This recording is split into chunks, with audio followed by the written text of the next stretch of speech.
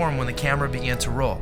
He suddenly was the character. Strange things were coming out of him. Dean's instructions to Hopper for achieving success with his performances was simply to leave yourself open to the spirits. Dean actually believed that an entity would inhabit him.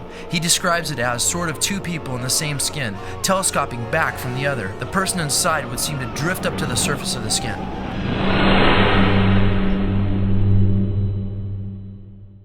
The 7-year itch blew the lid off 1950s conservatism. Hey, wait a minute! It shocked audiences with its irreverent look at marital infidelity. I mean, I wouldn't be lying on the floor in the middle of the night in some man's apartment drinking champagne if he wasn't married. And showcased Marilyn Monroe in her most sexually suggestive role to date. Let me just go put something on. I'll go into the kitchen and get dressed. The kitchen? Yes, when it's hot like this, you know what I do? I keep my undies in the icebox.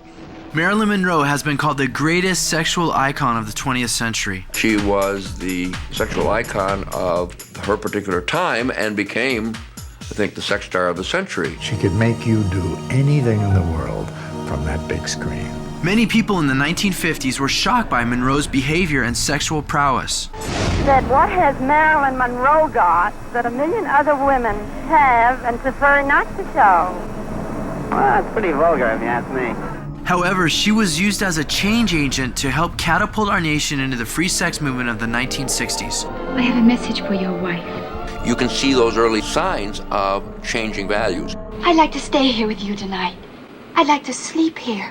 I think it's very nice, but I'd rather it were me. I think it's wonderful. I think it's wonderful, wonderful, wonderful. Very nice, some girl. Monroe attributed her ability to affect the public to other entities that would inhabit her and take her over. She was known for entering into deep trances before each scene. One of Monroe's close personal psychics recalled how she would draw attention from the spirit world, asking for their guidance. When she saw a camera, any camera, she lit up and was totally different. The moment the shot was over, she fell back into her not very interesting position. And I don't know how to explain that. That old black magic has me in its spell. When describing the acting phenomena that described her, the tortured Monroe attested to someone else working in her. Jekyll and Hyde, more than two. I'm so many people. They shock me sometimes. I wish it was just me. Don't fight it. Relax. Marilyn Monroe compared herself and her work to that of a siren. In Greek mythology, a siren was a woman that would present herself as irresistibly pleasing to the senses and lure men passing by to their deaths. Monroe's films and exhibitionist attitudes indeed lured many men to their spiritual deaths. These commands and this teaching will keep you away from the immoral woman, from the smooth tongue of an adulterous woman. Don't lust for her beauty. Don't let her coyness seduce you. For a prostitute will bring you to poverty, and sleeping with another man's wife may cost you your life. Listen to me, my sons, and pay close attention to my words. Don't let your heart stray away toward her. Don't wander down her wayward path, for she has been the ruin of many. Numerous men have been her victims. Her house is the road to the grave. Her bedroom is the den of death. Her feet go down to death. Her steps lead straight to the grave, for she does not care about the path to life.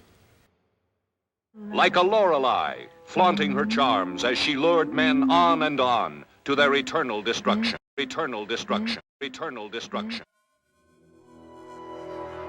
The first video that we had focused on violence, and it categorically showed that violence does in fact influence the youth. In fact, decade-long studies have shown clearly that violence will make children more aggressive if they watch it on TV over and over again. That debate's over. In fact, people that have done it say there's no need even studying it anymore. We know that it's true. Now, if that's true, we have to say that all other genres affect too, because now it's a house of cards. Our brains are not genre specific. You can't just say, well, violence influences my kid, but not portrayals of sex or drugs or cheating or lying or stealing or these different things. They all do. I'm Mike Wallace. sometimes it's hard to pinpoint just when a social revolution begins. Today, Crowley is gone, but the spirits behind his principles are still at work to seduce the youth right out from underneath the noses of their parents.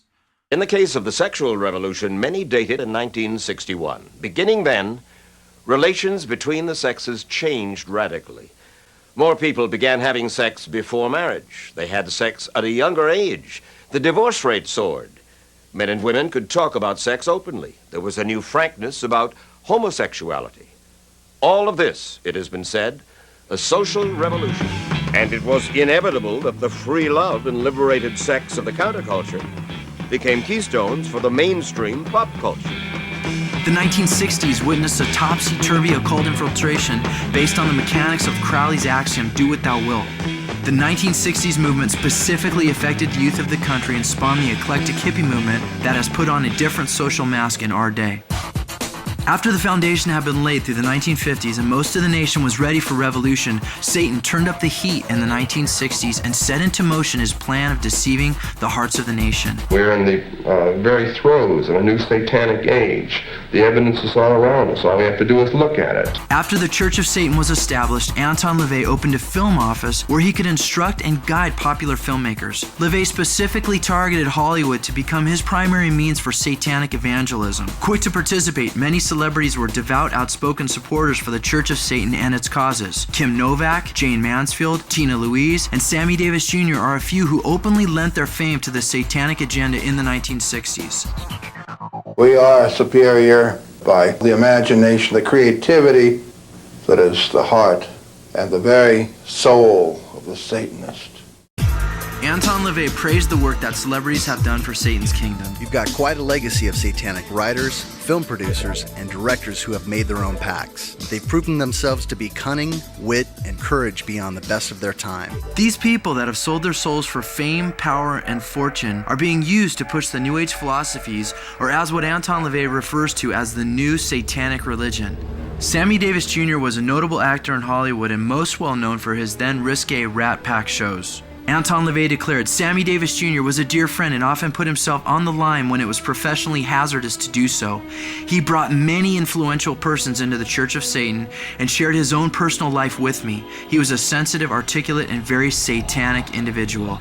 During his Rat Pack shows, Davis would use the stage as a podium to plug psychics and praise the mysterious messages he received through them from the other